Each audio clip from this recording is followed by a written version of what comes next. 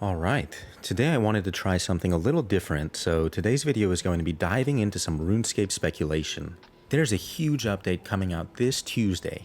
New special attacks and new passive effects for some of the game's most iconic and legendary weapons. So I thought it'd be fun to see how close I can get to predicting what's coming. Now, I have no inside knowledge whatsoever. In fact, I keep getting denied from the Jagex content creator program, but maybe I'm secretly a fortune teller.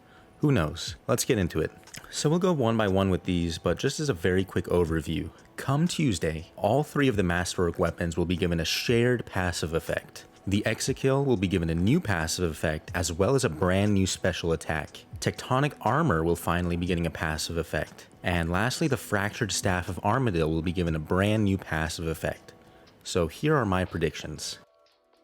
Alright, let's start off with the Fractured Staff of Armadillo, otherwise known as the FSOA or the FSOA. It's getting a brand new passive effect, and here are my predictions. I think the passive is going to directly tie into the lore, specifically Karapak's lore, who drops the staff in the first place. Karapak's entire character and boss fight is based around time manipulation, and this is thanks to his connection with the elder artifact known as the Needle. We can see this most clearly during the boss fight, where we'll use the Time Warp special action button mechanic. If you've ever done the fight before, you'll know that it creates a snapshot of your character in time. So that's your hit points, your adrenaline, and all your ability cooldowns. And then it's going to rewind everything back to that snapshot once the effect ends. So here's my guess.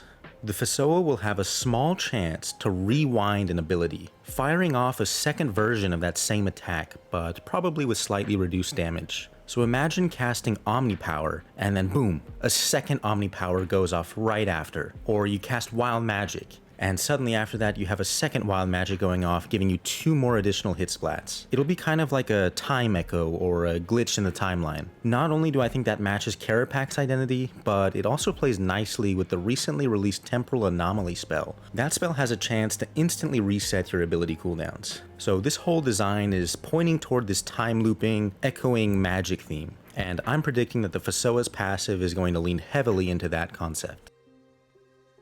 Next up is Tectonic Armor. Tectonic Armor is also going to receive a new passive effect, and while my prediction here might be a little bit more grounded than it is flashy, I still think it's a strong concept. Now, even though Jagex has already revealed the upcoming passive effects for Masterwork armor, I think there's still a chance that they'll move the existing effect from the Sliske's armor set over to that Masterwork armor set. For context, that's the passive effect that enhances your critical strike chance, and it's powered by pairing the Tuska War Priest armor effect with the Sliske's armor effect. It always felt like a strange fit to have the tier 80 hybrid no power boost Sliske armor be the best in slot gear for Magic, but shifting over that effect to Masterwork or potentially even Tectonic makes a lot more sense thematically and functionally, as those would be true high-end power armors for Magic combat. So my prediction is that if they don't end up moving it to Masterwork armor after all, there's still a reasonably good chance that they might move it on to Tectonic Armor. So that's my more practical prediction, where we see that crit boosting effect shift over to Tectonic to give it a clean focused identity as the critical strike build armor. Tectonic Armor comes from shifting the tectonic plates under Gillinor already, and thematically I think that matches the idea of heavy hitting and powerful critical strikes. But if Jagex does something a little more creative than just shifting over one effect to another set of armor, maybe Tectonic will follow a similar design to Serenic. Serenic was given a set effect where you would have a passive chance to trigger some enchanted bolt effects randomly. So if they were doing something similar with Tectonic, I could see them having a chance at randomly activating some of the ancient spell effects. For example, maybe one of your abilities will give you an extra healing proc, mimicking the effect of a blood spell. Or maybe one of your attacks will apply a brief damage reduction debuff to a boss you're fighting, mimicking the effect of a shadow spell. For ice or smoke, it could maybe freeze or stun or bind an enemy, although I really don't like the sound of that the more that I think about it, as it might interfere with tactically using stuns and binds, for instance at Telos. So as much as I like the idea of this flashy elemental gimmick, I think the cleanest and the most practical route is just moving that Sliske crit boost onto Tectonic and calling it a day. Let's talk about the Exacill now, or the EZK. This one's getting a passive effect and a brand new special attack, which is super exciting and much needed. Let's be honest, EZK's current special attack has pretty much been EOF fodder since day one. You throw it into the amulet and forget it exists, unless you're running some very specific high-end melee setup. Even then, the only time that you typically cast the Exacill spec is while using the Masterwork spear, and if you're going for a two-handed melee weapon, odds are most people are just picking up the cheaper and stronger tier 100 Masterwork two-handed sword instead. Most casual melee players have more or less been camping Leng swords for their superior dual-wield performance. But here's the thing, I think Jagex is going to move the Exacill's current special attack over to the Masterwork spear, where it makes more thematic and mechanical sense. That would free up Exacill to fully embrace its identity as the Bonk sword, a big, beefy, lava-forged weapon worthy of Zuck, the champion of all gladiators. JMods have even mentioned this bonk sword concept in developer streams and blog posts,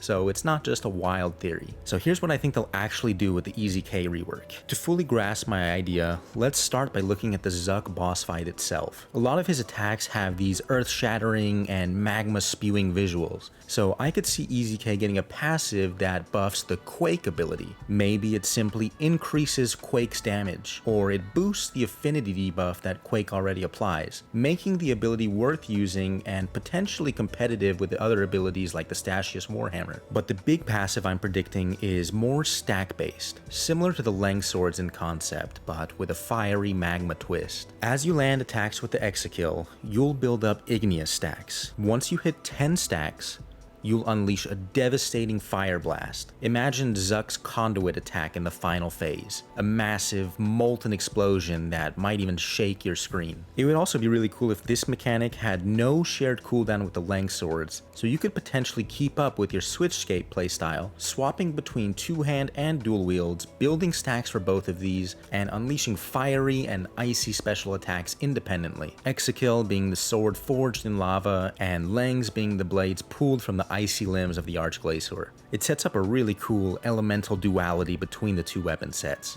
Two-handed fire versus dual-wield ice. As for my special attack prediction, here's what I'm thinking. I think it might simply accelerate your stack generation, helping you reach the big blast faster. That, or it could instantly grant all 10 stacks and automatically trigger the fiery explosion. Either way, I would think something like this would cement the EZK as the go-to two-handed melee weapon for anyone who wants a slower, heavy-hitting, explosive playstyle. Anyway, come Tuesday, it's going to be time to finally make the Bonk sword live up to its name.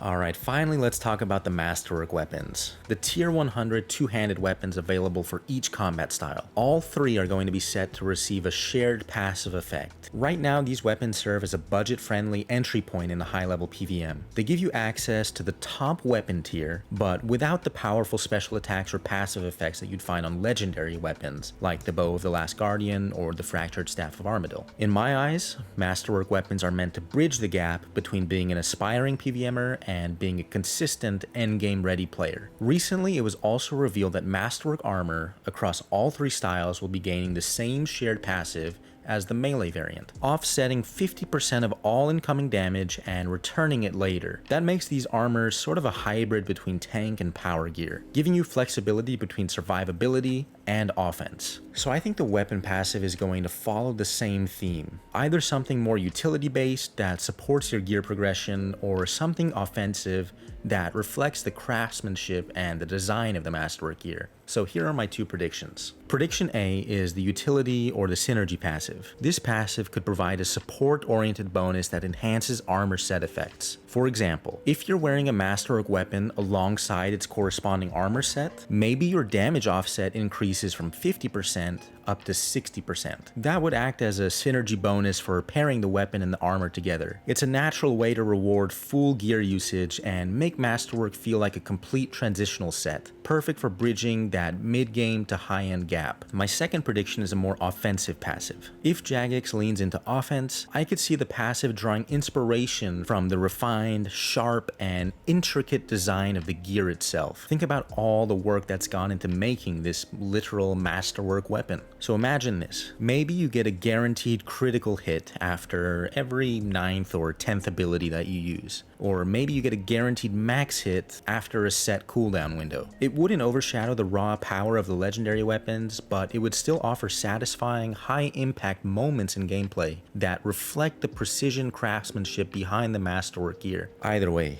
I'm expecting something that reinforces the identity of Masterwork gear as the perfect stepping stone in the top-tier PVM. So that wraps up my predictions for the upcoming special attacks and passive effects landing this Tuesday into RuneScape. Will I actually be right about any of these?